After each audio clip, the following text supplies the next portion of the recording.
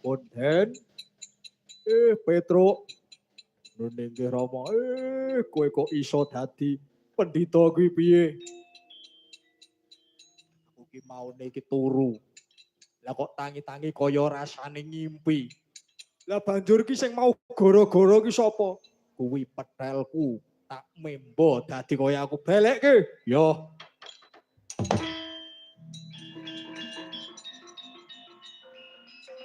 Petel rene petel. Raden.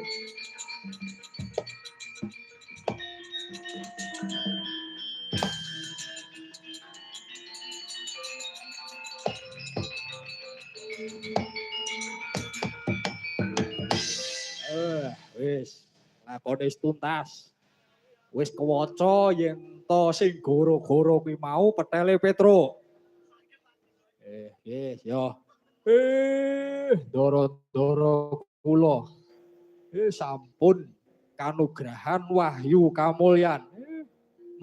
Muga-muga wahyu kamulyan menika ndadosaken mulyane masyarakat warga ing tlatah Mendongan mriki mugi-mugi pinaringan mulya bagya, mulya mugi andum slamet, kathah rejeki lan makmur, sehat wal afiat, diparingi rejeki ingkang kathah, ngoten.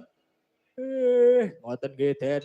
Kanggo syukuran medune wahyu kamulyan mau, ayo nanggap golek minangka pralambang golek ana sing becik, sing ala diguang.